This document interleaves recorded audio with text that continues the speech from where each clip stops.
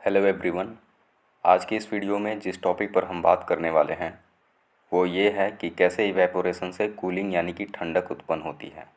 इसके साथ हम इस कंसेप्ट पर बेसिस अपने डेली लाइफ के कुछ फेनोमेना पर भी डिस्कस करेंगे, जैसे कि हॉट ड्राई डेज़ में कूलर अधिक ठंडा क्यों करता है। सेकेंड ये कि गर्मियों में घड़े का जल ठंडा क्यों होता है।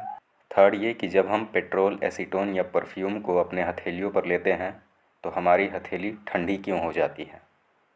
तो चलिए टॉपिक को शुरू करते हैं।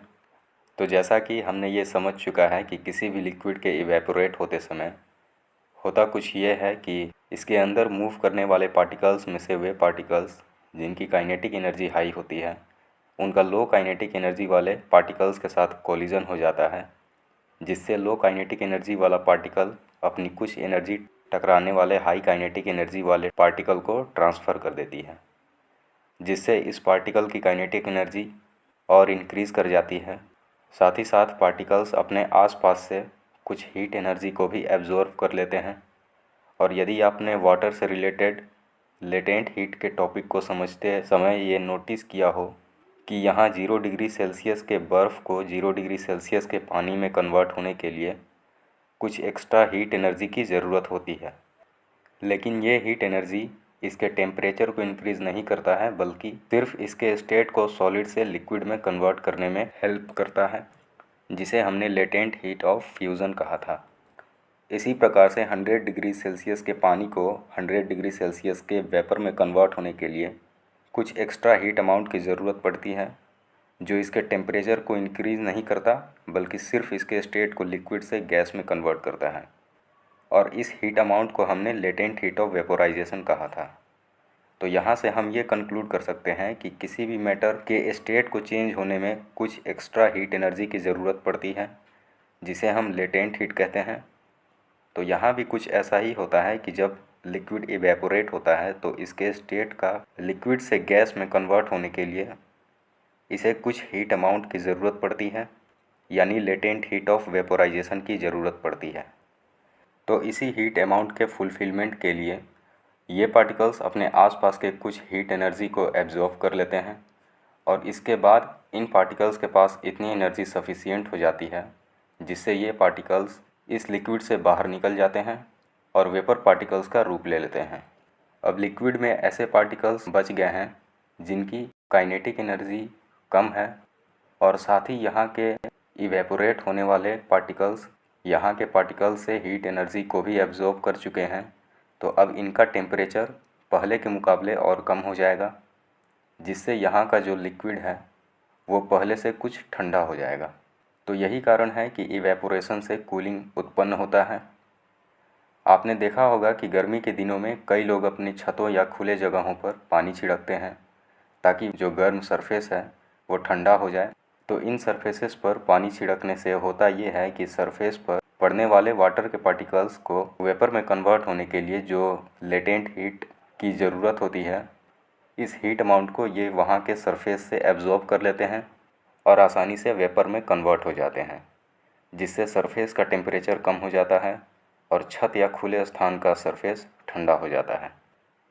अब हम इस कंसेप्ट पर बेसिस अपने डेली लाइफ के कुछ फेनोमेना पर डिस्कस करते हैं, जिसमें पहला ये है कि हॉट ड्राई डेज में कूलर अधिक ठंडा क्यों करता है। चलिए इसे समझते हैं। तो बात करें हम कूलर के वर्किंग सिस्टम के बारे में, तो ये कुछ इस प्रकार से वर्क करता है कि ये अपने सराउंडिंग के एयर्स को ही इसमें लगे पंखे के माध्यम से सामने की तरफ निकालता है।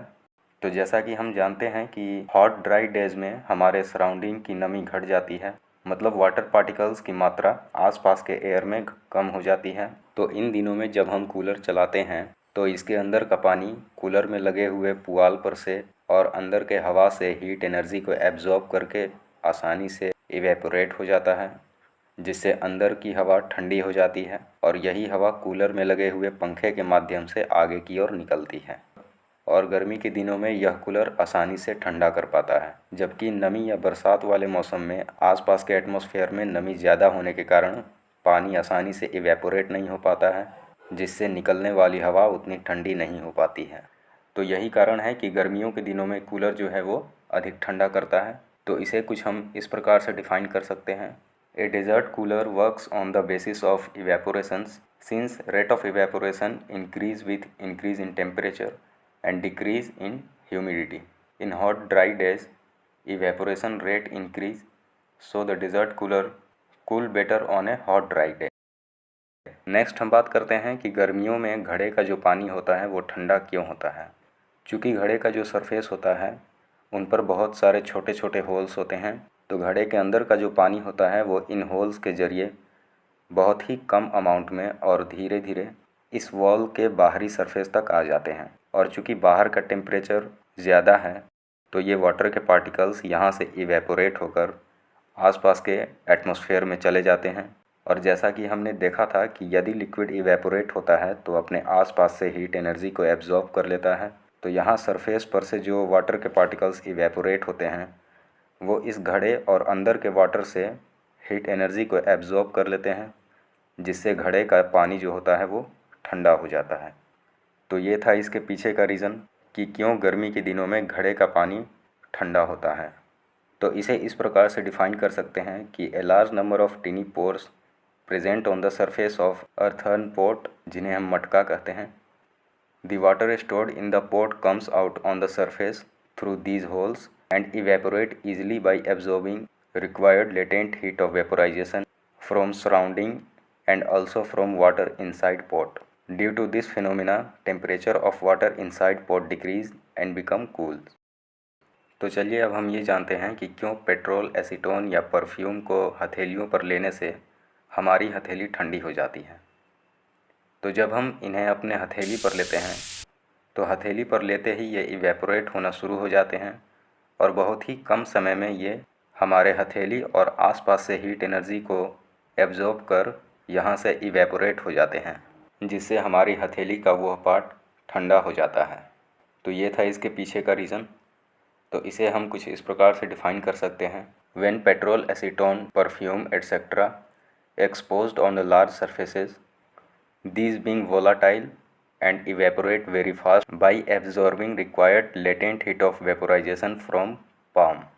So the process cause cooling and palm feels cool.